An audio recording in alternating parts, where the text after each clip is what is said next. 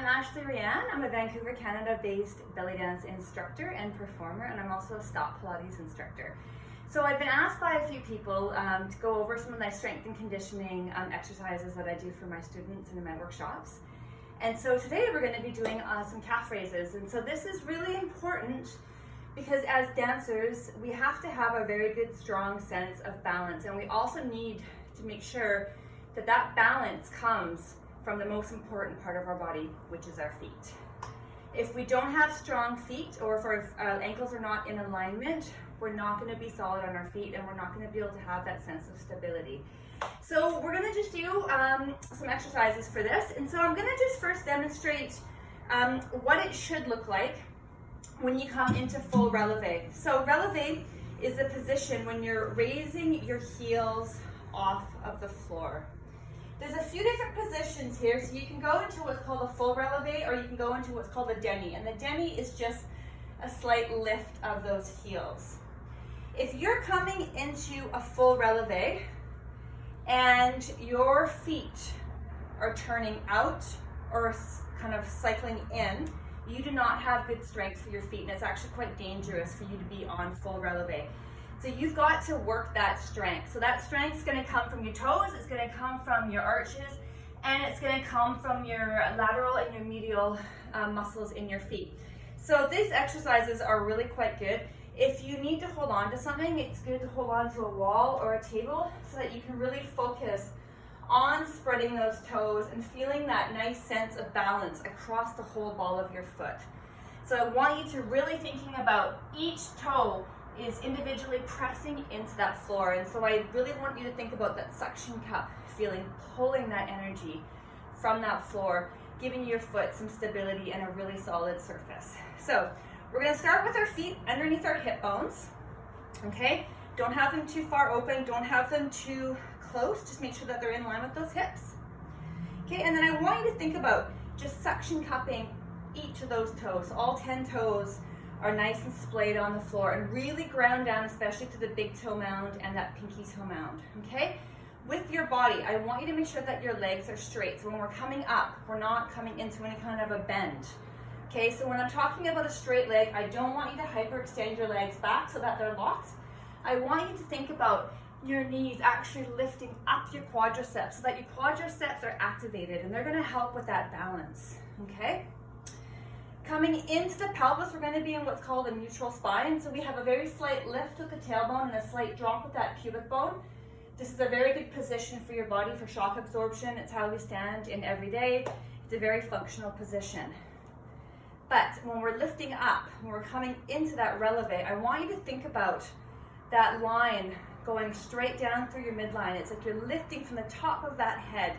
And so your rib cage, I want you to think about it slightly lifted, increasing that distance between your rib cage and the bottom of your rib cage and your hips, so that we have a lot of space in our waist. So we want our abdominals to be active here. So that's going to really help with that balance. And so I want you to think about that pelvic floor lifting up and in, that nice expanse between your rib cage and your hips. And as we lift up, our feet are pressing into that floor, and the top of our head is lifting up so that we have a really nice long neck.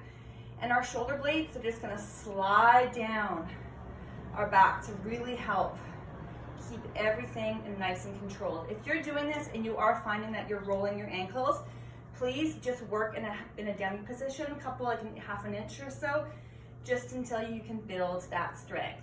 So we're just going to do some exercises coming up and down. We're going to do some little pulses, and then we're going to work a little bit with some weight distribution on the legs, so having 1 foot forward, 1 foot back, that kind of thing. So just a couple minutes, so I hope you enjoy. All right, we're going to bring our feet underneath our hips, splaying those toes. Okay, legs are active, upper ribs nice and long, arms out in front, and here we go. And up and down, up, down. Think about growing up to the ceiling, pressing into that floor,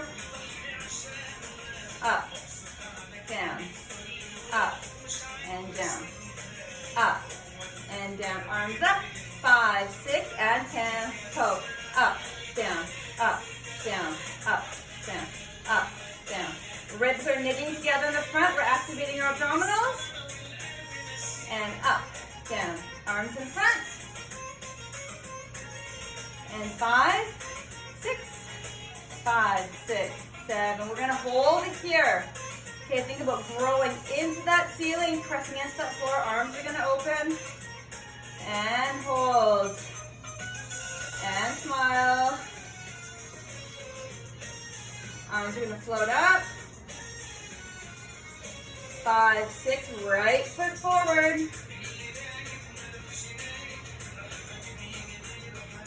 5, 6, 5, 6, still hold. Last 8 count here, shoulder blades down.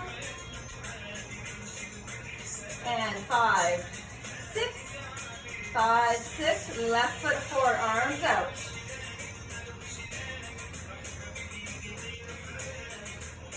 And 6, 5, 6, last 8 for 8, 7, 6, arms in front, 5, 4, and 3, 2, and 1, coming down, kicking out your legs.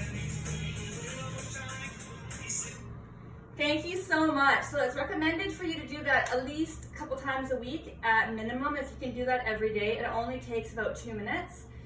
Of course, you can do it as long as you like, but if you're a teacher, it's really important for you to incorporate that into your class so that your students get a really nice sense of how to work up on releve, how to strengthen their feet, how to strengthen their ankles, and how to make sure that they're keeping in alignment. Thank you so much. I hope you liked my video.